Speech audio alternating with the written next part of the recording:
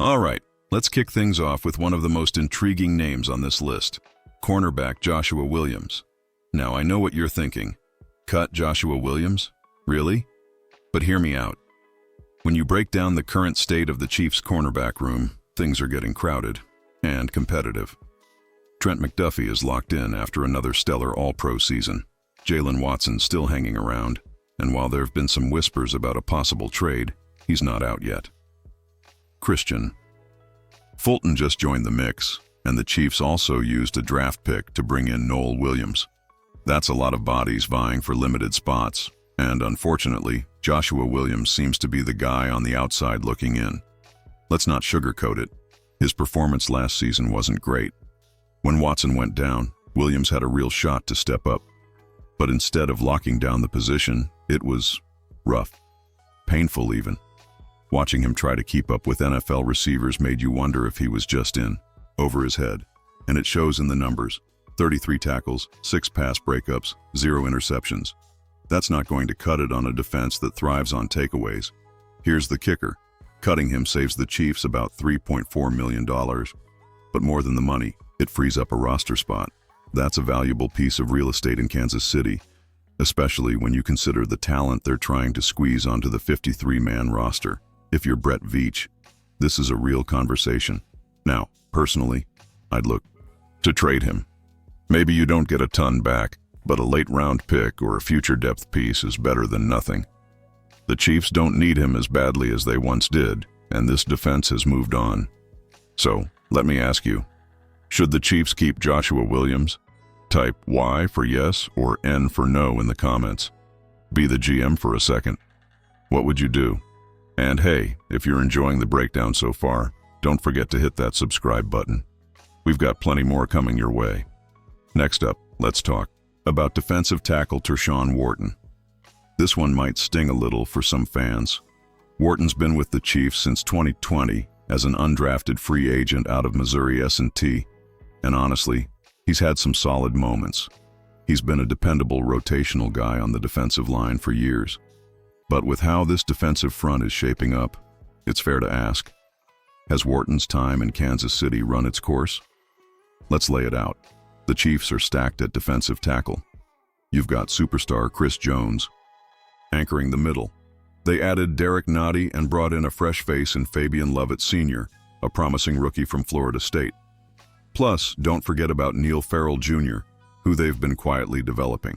That's a lot of muscle in the trenches, and in a system that doesn't carry many interior linemen, someone's getting squeezed. Wharton's numbers took a dip in 2024. He had just 1 sack and 16 tackles in 17 games, and despite being healthy, his snap count dropped significantly. That tells you all you need to know. Steve Spagnuolo just isn't seeing him as a key piece anymore. It's not that he's bad, it's that others are better fits now, whether due to size, scheme, or upside. Here's the real question. Do the Chiefs need a player like Wharton when they're building around speed, versatility, and youth on the line? Sure, he's familiar with the system, but his ceiling looks capped. And when you're a team chasing Super Bowls, every roster spot has to be about potential impact, not sentiment. Financially, cutting him doesn't free up a ton, about $2.1 million. But again, it's more about the opportunity cost. If you can give those snaps to a younger, hungrier player with a higher ceiling, you've got to consider it. What do you think, Chiefs Kingdom? Would you keep Wharton for one more run? Or is it time to move on? Drop a keep or cut in the comments. Let's see where the fan base stands. Now let's shift to wide receiver, because this room is getting crowded. And one name that keeps coming up in cut discussions? Richie James. It's not because he's bad. In fact, James has proven he can contribute, especially as a returner and slot guy. But here's the problem. The Chiefs may simply have too many wideouts who fit the same mold, and James is getting lost in the shuffle. Let's look at the depth chart. You've got Rashee Rice, who, legal situation pending, is clearly WR1 material. Hollywood Brown was brought in to be a big-time deep threat. Then there's second-round rookie Xavier Worthy, who's already turning heads with his speed and route running. Add in Sky Moore, Justin Watson, and the promising undrafted rookie Jalen Royals, and that's 6 receivers right there. Now ask yourself, Where does Richie James fit? James played in 12 games last season and had just 10 catches for 114 yards. He saw most of his action on special teams, returning 28 punts. And yes, he was reliable, but the Chiefs just drafted a younger, cheaper returner in Xavier Worthy who can offer far more explosion. And if Worthy takes over both the return game and a starting role on offense, what value does James bring? This is a classic case of being solid but not special. James doesn't have the elite speed or dynamic playmaking to force the coaches to make room for him. And with the Chiefs focusing on young, high-upside receivers, his roster spot is looking more and more vulnerable. Financially, it wouldn't be a huge blow to move on. James signed a one-year deal, so there's no long-term commitment. But cutting him frees up a roster spot that could go to someone like Jalen Royals, or even a special teams ace at another position. Let's take a quick poll. If it comes down to Richie James or Jalen Royals, who are you keeping? Hit the comments with James or Royals, and let's see where the loyalty lies. Let's talk about offensive tackle Wanya Morris, a player who's had more than his fair share of chances. Now he's one of the more surprising names on this list of potential cuts. When the Chiefs lost Orlando Brown Jr., it looked like Morris might step up into a bigger role. He started for a while, but it just hasn't panned out as expected. Morris was brought in with a lot of hope, but he just hasn't lived up to the hype. Sure, he wasn't terrible, but he wasn't good either. He played 11 games last season and finished with a mediocre 53 overall grade, nothing that'll have the coaching staff jumping for joy. His pass blocking grade was barely above average, 55.4, and his run blocking grade wasn't any better, 55.2. That's just not going to cut it on a championship caliber roster. Here's the tough part. While Morris hasn't been horrible, he's also been pretty forgettable. He allowed 5 sacks last season, which is far from ideal when you're protecting Patrick Mahomes. Plus, his off-field situation doesn't help either. There was that marijuana arrest that raised some red flags. From a financial standpoint, the Chiefs would save only around $1 million by cutting him. It's not a huge chunk of change, but every dollar counts with the limited cap space the team has.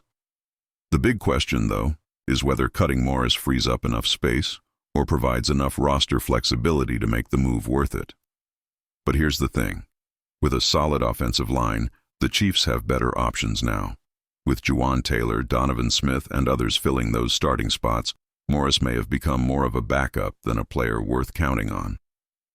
As a backup swing tackle, maybe he can offer some depth, but that's about all you can expect from him.